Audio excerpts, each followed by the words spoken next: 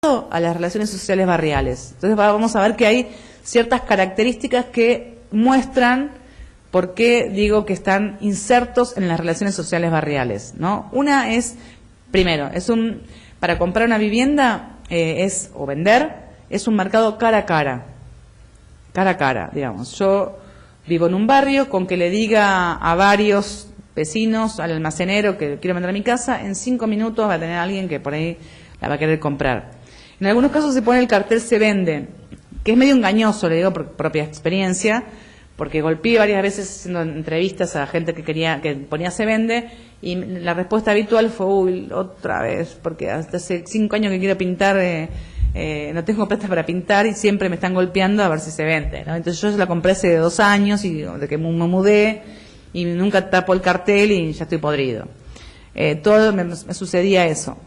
Entonces vamos a ver cómo accedió, quién le dijo que hay una vivienda en venta.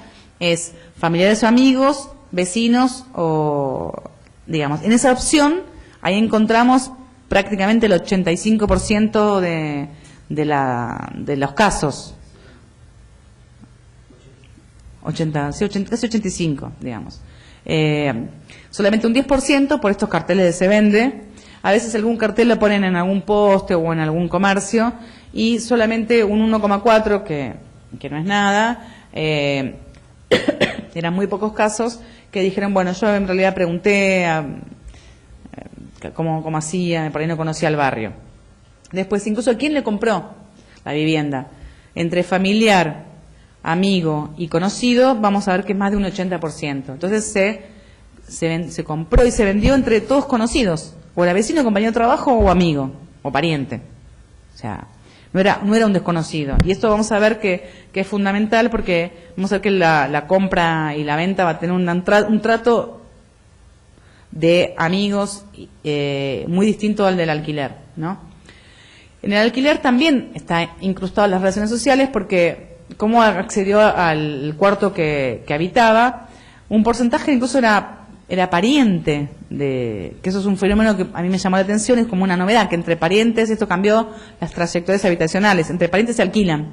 Hubo un caso que era como una especie de tragedia griega, que en la Villa 21-24 en Barracas, que un señor que tenía misionero, que tenía a su mamá enferma, muy grave, le vendió la casa al hijo para ir a misiones a ver a su mamá. Cuando volvió, no tenía casa. Entonces, el hijo le alquilaba un cuarto. Entonces, digamos, para que veamos. Bueno, eso es un caso muy particular. Entonces, bueno, también conoce al propietario, otra vez de pariente amigo, de vuelta también la misma historia. 85% o más del 85% es entre conocidos, ¿no? Consiguió el alquiler. De hecho, casi no hay una sola vez vi un cartel que dice "se alquila". No hay. Además, hay otra cuestión ahí, que no se alquila porque es como, en realidad es un fenómeno que no está permitido, tampoco está prohibido, ¿no? Y la gente en realidad, yo creo que lo incorporó como que no se puede, de las viviendas de interés social donde no te permiten alquilar, en los conjuntos, o también en la dictadura que te prohibían alquilar, bueno, en un asentamiento. Entonces está como, pero actualmente no existe ninguna norma, o sea, pero la gente no quiere decir que alquila, ¿no? Va a negar. De hecho, por eso cada vez los censos sirven menos, porque cuanto más alquileres, menos se sabe de los censos, porque la gente cuando se va a alquilar, el propietario que por ahí vive en general en la planta baja y alquila arriba, se para en la puerta: no, eso es para mi prima que va a venir, yo, y no sé, de Santiago del Estero, o para la gente de Bolivia. Y bueno, entonces está muy ocultado el alquiler, ¿no? Y para ver las relaciones sociales barriales tan fuerte, que bueno, yo les pregunté a la gente si tenía algún hermano en el barrio, ¿no? Algunos porcentaje no tenía hermanos, pero bueno, dentro del barrio un 38% tenía un hermano en el barrio. 1 de cada 4 tenía 2 hermanos adultos, estoy hablando, toda gente adulta, con su familia en el barrio. Después 13%, 3. Y digamos, no seguí hasta todo, porque una vez encontré en la Villa 31, un señor que tenía a sus 8 hermanos, cada uno con su familia, viviendo en la Villa 31, y su mamá en otra casa, también viendo la Villa 31. Entonces, la importancia de las redes familiares es central, ¿no? En otro barrio de la ciudad casi no existe, y algunos en otro país, porque son migrantes, ¿no? Vemos acá 31, 31 y 33. Una pregunta que hice, que bueno, después cuando hice la piloto tuve que agregar, no tiene amigos, no se me había ocurrido a mí que alguien podía contestar eso, pero bueno. Y llamativamente en el conurbano fue más alto la respuesta.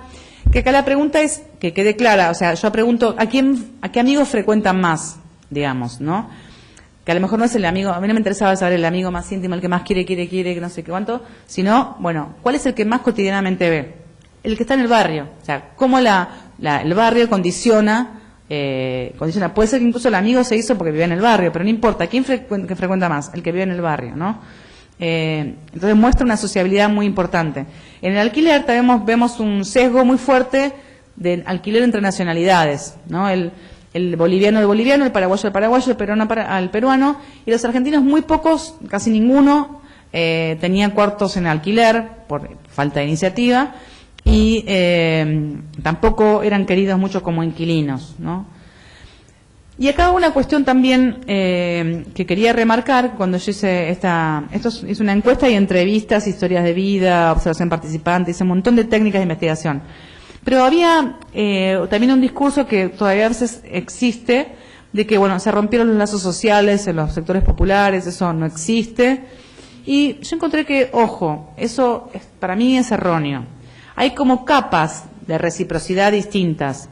Yo encontré que el cuidado de niños, que implica una confianza muy fuerte, o sea, el 42% se cuidaba entre niños entre ellos, que acá incluye a los que no tenían hijos y a los que no cuidaban hijos, o sea, acá apunté a todo el universo, había un 42 que se cuidaban hijos entre ellos. Bueno, pequeños ayudas en trabajos en la casa para arreglar, o herramientas que estaba vinculado a lo mismo, o sea, la mitad se presta herramientas entre vecinos, incluso con mucha presencia de programas alimentarios, un 30% se presta alimentos y también se prestan dinero, un porcentaje también importante. Entonces, con lo cual, la solidaridad cotidiana, día a día, del vecino a vecina, esa está intacta, digamos, es muy, muy importante. Lo que hay sí es mucha desconfianza es con las organizaciones barriales, con el comedor de fulano, con el centro cultural tal, bueno, todo eso sí hay mucha desconfianza a las instituciones barriales, porque el Estado también ahí tiene mucho que ver. En general da una ayuda económica muy discrecional. Entonces, como no se sabe cuánto recibe cada uno, todos son sospechados. O sea, yo tenía la cabeza así de que no sé qué fulano tal vende zapatillas, no sé quién vende los pollos, no sé qué, bueno, todos. Una vez me acuerdo con una señora que yo ayudaba en un comedor tenía como 85 años. Y un día me dijeron, no, porque también Venancia vende los pollos. Digo, bueno, esta Venancia vende los pollos. Bueno, entonces, en realidad no importaba el dato, porque yo creo que personalmente que Venancia no vendía los pollos, pero no tiene ningún valor el dato si vendía pollos, y yo no me ocupé de certificar si Venancia vendía los pollos o no. Y yo igual me consta que hice varios guisos, ayudé a varios guisos que había pollos, no, pero no importa. Entonces, eso no es el dato. El dato importante es que la gente desconfía. O sea, yo no sé si Venancia o fulano, la gente desconfía de las instituciones. Eso sí, entonces es muy importante también, y desconfía del Estado, con mucha razón, y es muy importante cuando uno hace un programa de intervención en un barrio, tiene que saber que va a encontrar desconfianza. ¿Por qué? Porque en general uno rastrea la historia y va a encontrar que le prometieron esto, le prometieron esto, le prometieron esto. Entonces, uno tiene que partir de que es gente que le prometieron 5.000 veces cosas y que nunca cumplieron, ¿no? Entonces, bien. ¿Qué? No. Las encuestas las hacía yo. No, lo que sucedía con las encuestas era un tema durísimo, que es que también, como no saben bien para qué, yo estaba buscando, con esa la encuesta, buscaba compradores en el último año, compraba inquilinos también, que en general siempre eran del último año, y buscaba vendedores, ¿no? Y entonces, por ejemplo, había gente que nunca había comprado nada, que había ocupado, me acuerdo de un caso en la villa, sobre todo me pasó en un 11-14, y que me perseguían, por favor, censame, digo, encuestame. Me pedían, por favor, varias veces, digo, no, porque vos ¿qué sos? Bueno, no, yo estoy buscando personas. Entonces la gente por las dudas, yo le explicaba que es una encuesta para la universidad, que no es para el gobierno, no se va a dar nada, no tiene nada, simplemente para saber cómo vive la gente. No importa, igual censame. Por las dudas, censame. Entonces era, terrible, digamos. Por las dudas censame. Entonces también digo, no perder la oportunidad de, a lo mejor justo porque, digamos, pasaba eso, el censo, después vamos a ver mañana, tiene muchas implicancias, es como un rito de pasaje en la regularización dominial, en la legitimación de estar ahí. Entonces, bueno, por las dudas, aunque me diga que está encuestando, censame, no me importa. Entonces, me perseguía gente caminando, que yo la encueste. Bueno, entonces acá vamos a ver que una cosa muy particular de nuestra sociedad es que los propietarios que habían comprado se sentían más legítimamente dueños que aquellos que habían ocupado. Por nuestra sociedad, pagar legitima, ¿no? Y bueno, era muy difícil entrevistar en vendedores, ni que hablemos encuestar, ¿no? Porque acá los coloca, digamos, el que vive en la villa hay dos cosas que legitiman. El tiempo, cuanto más permaneces, más legítimo es que habitas ahí. Por eso los gobiernos saben que si van a desalojar, mejor que desalojen al día siguiente, porque si permaneció, nadie va a desalojar. Justamente el argumento de la Villa 31 tiene 70 años. ¿Cómo van a desalojar un asentamiento 70 años, digamos, no? Entonces también no es lo mismo desalojar un asentamiento que tiene 20 años, 10 años, 5 años o 2 años, que lo que pasaba el apuro con el Papa Francisco, que encima le dijeron el nombre de Papa Francisco, ¿quién va a desalojar al Papa Francisco? Bueno, entonces hay un montón de estrategias. Increíblemente, la de Papa Francisco parecía que quedaba, bueno, en un momento la desalojaron, ¿no? Entonces, permanecer legítima, pero también la necesidad, o sea, hay que mostrar sufrimiento, como de que hay que necesitar. Entonces, cuando aquellos que venden los colocan en un lugar medio ambiguo, porque si venden, ¿qué van a hacer con la plata? Significa que tienen plata. Si tienen plata, ¿qué hacen en la villa? En realidad, cuando lo venden, la gente en general vende porque algunos vuelven a sus países de origen, muchos, me acuerdo que yo uno que vivía en San Martín, no, en Vicente López, y tenía un trabajo en Longchamps, entonces no podía viajar todos los días 3 horas y media, entonces vendía para comprarse en Longchamps, otro porque quería comprarse en otro asentamiento, otro porque quería probar en José de Paz, porque no quería vivir más en la villa, porque no tenía espacio, bueno, por muchas razones la gente vende, ¿no? Y entonces esos en general se sentían que estaban fuera de la moralidad aceptada por la sociedad, ¿no? Y de esto la flexibilidad, digo, contrastando alquiler con compra, yo me encontraba que en ese momento, a lo mejor quizás haya cambiado un poco, pero que se podía, por ejemplo, comprar en cuotas. ¿Y qué implicaba, digamos? Si yo le compro a él, yo le digo, mira, te voy a pagar en tres veces. A la segunda le digo, mira, me quedé sin trabajo, tengo que darle de comer a los chicos, qué sé yo, y él me va a decir, bueno, pagame el mes que viene, sin intereses. Yo el mes que viene por ahí, bueno, también esperemos otro mes más, bueno, pagame el otro. Entonces, encontré casos de que hasta permutaban la última cuota, conmutaban, o sea, ni siquiera se cobraba, o que yo voy y le digo, mira, no tengo plata, pero tengo un carrito de cirugiar, te lo entrego como última cuota, o te doy mi televisor, porque estoy desocupada, te doy mi televisor, mi equipo de música, y no sé qué, te lo doy.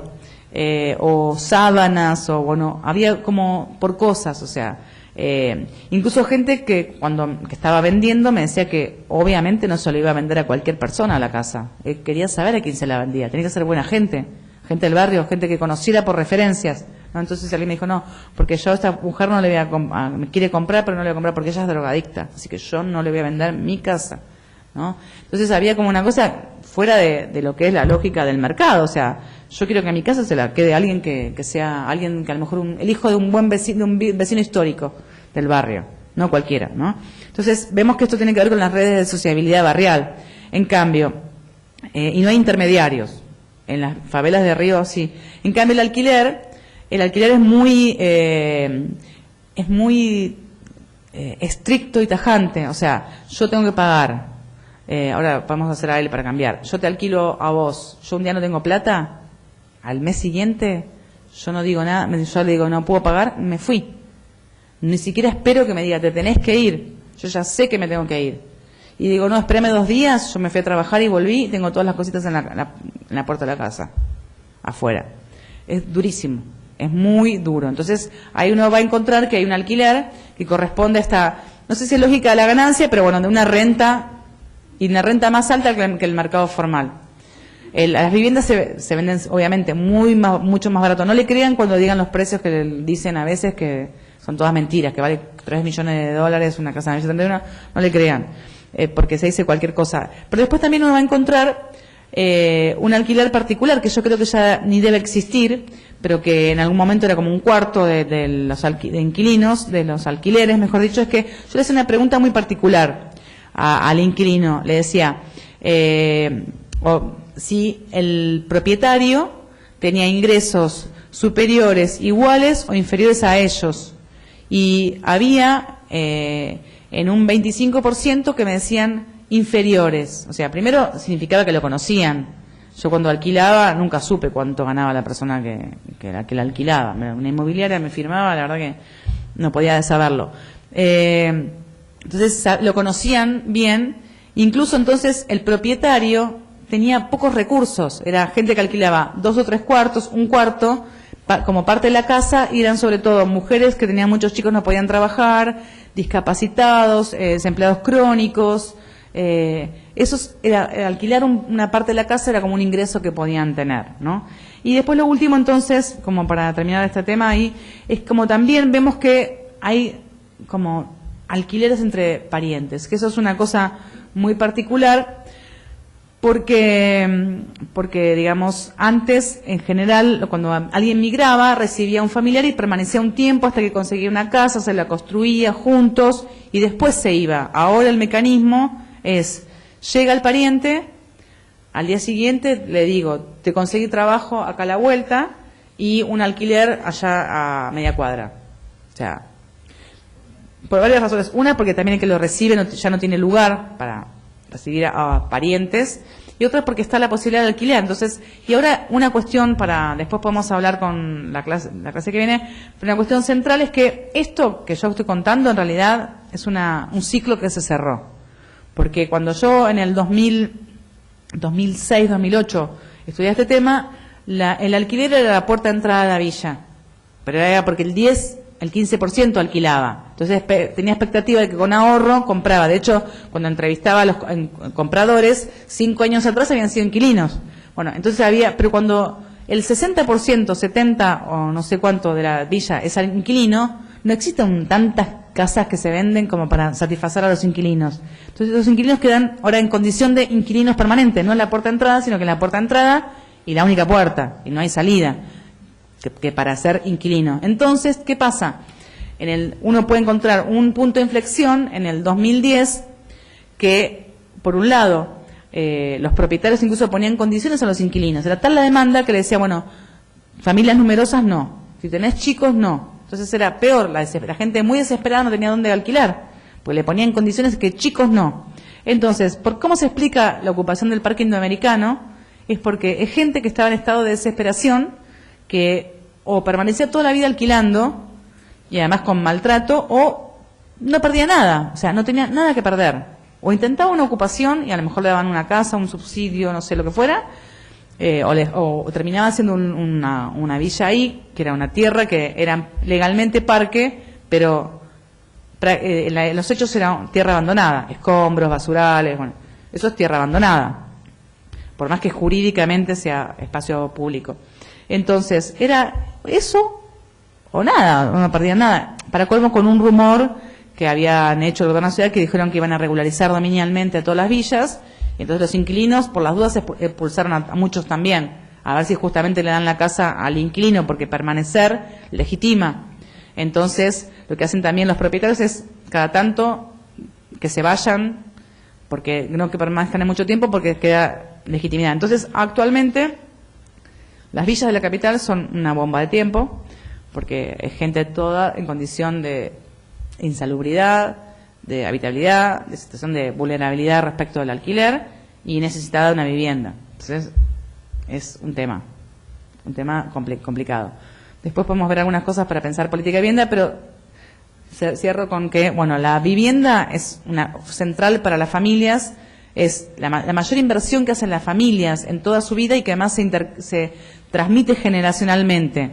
O sea, y esto también es muy importante. Yo encontré un colega brasileño que encontró lo mismo. Cuando yo le preguntaba a la gente por qué quería tener un título, no para ellos, para dejarle a los hijos, porque también es una cuestión de haber triunfado en la vida. Entonces yo me encontré incluso con una mujer de 24 años que me decía, yo ya viví mi vida, pero quiero dejarle algo a mis hijos. O sea, la chica tenía 24 años y dijo, yo ya mi vida ya fue, ya terminé mi vida, o sea, pero quiero dejarle a mis hijos. Entonces era muy importante tener un legado para dejarle a los hijos, una vivienda, ¿no? Entonces no es solamente, y además la vivienda se puede usar, varias generaciones la puedes ir usando, entonces es una inversión muy alta y la localización es importantísima. No podemos descuidar que la localización es tan importante o más que la vivienda. ¿Y por qué hay tantas villas en Capital? Porque es la localización, o sea, cuando los trasladan y los localizan fuera de sus redes, es una ruptura de todo el centro de la vida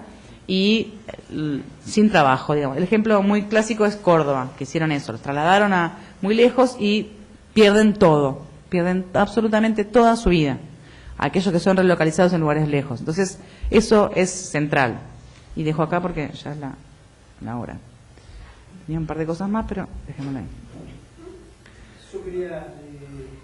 ¿no?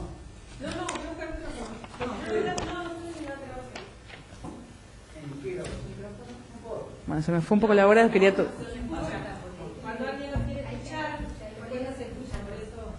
Quería tocar otros temas, pero bueno, se me fue un poquito el tiempo. Bueno, yo soy Chuza Ledesma, matriculado de este colegio, y no me queda otra que decir que en este colegio se hizo una gestión por Hábitat y Vivienda en el periodo 2007, 2009 o 2010, que no sé en este momento si seguirá un proyecto similar, pero bueno, está bueno que por lo menos se den charlas al respecto. En el 2009 acá hubo una ocupación de viviendas que el Estado había abandonado hacía ya más de casi 2 años en el macizo del Martillo. Lo ocuparon los sin techos, 50 familias, y fue una experiencia interesante desde un punto de vista, dramática obviamente, desde otro punto de vista. Era la segunda vez que ocupaban ese predio con 50 viviendas que el Instituto de la Vivienda de la provincia no había terminado, gracias entre comillas a la gestión de una asociación civil, Trabajar, dirigida por los hermanos Trujillo, que han llegado a ser concejales y que son los dirigentes de la UOCRA, o que lo eran. El tema es que estas viviendas fueron ocupadas por 50 familias durante casi 3 meses, del 15 de enero del 2009 al 19 de abril, o 17 de abril, que era un viernes, que fueron desalojados violentamente, de lo cual quedó un registro patético que además trascendió a la nación, y que fue el último desalojo violento que hubo en esta ciudad de Mar del Plata. Eran 50 familias, pero en el predio habíamos más de 300 personas que nos habíamos involucrado en distinto grado con este tema. Y entre ellos algunos que estábamos en el proyecto del Centro de Hábitat y Vivienda, que había surgido como proyecto dentro del colegio, de este colegio, reivindicando la política, o mejor dicho, la arquitectura que desarrolló en su momento el Cholo Cedrón, que es un referente, ¿no?, de la ciudad. Esta gente, en el macizo del Martillo, que es, a mi entender, el único espacio que la municipalidad gestionó y compró en los años 90 para hacer vivienda social, se autogestionó después de ser desalojado violentamente durante un año, en el 2009, y logró en el 2010 que el Estado le diera en el mismo barrio, a una cuadra, 2 manzanas, 2 semimanzanas, digamos, para construir 41 viviendas. Y el Instituto de la Vivienda crédito para que se hicieran esas viviendas, pero ya no mediante empresas que eran las que venían construyendo el barrio, como MIF y otras empresas privadas, con un gran déficit en la calidad de lo que producían como vivienda, y sí con cooperativas de trabajo. Y entonces, bueno, muy interesante. Y hacía la introducción porque vos preguntabas si se alquilan o no las viviendas acá en Mar del Plata.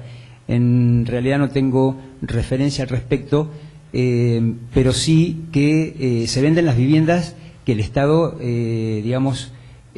no subsidia, sino que construye Sí. para familias que califican de alguna manera en un listado, y que es todo un proceso, digamos, que luego el Estado incluso desatiende, porque una vez que se entregaron las viviendas, chau que te fuiste, no apareció más. No solamente para ver, no para controlar, sino para ver cómo se sigue acompañando ese proceso que fue una parte, digamos, ¿no? Una parte que está además relacionada con una erradicación o, no sé, relocalización de gente que vivió 30, 40, 50 años en la conocida Villa de Paso, o del Alto, como le dicen los vecinos. Que también es todo otro tema a desarrollar, porque fue un gran negocio hecho por funcionarios, etcétera, que debiéramos conocer y tener más presente. El tema es que en este barrio se había programado algunas de las manzanas para vivienda y otros espacios, como espacio verde, como plaza, espacio para equipamiento, que por supuesto fueron mutando, ¿no? Por parte mismo de la municipalidad, propietaria de los terrenos. Ahí funciona el Centro Integrador Comunitario, entre otras cosas, que bueno, es una experiencia espectacular, que la mayoría de los habitantes del país desconoce, porque es un nuevo tipo de institución.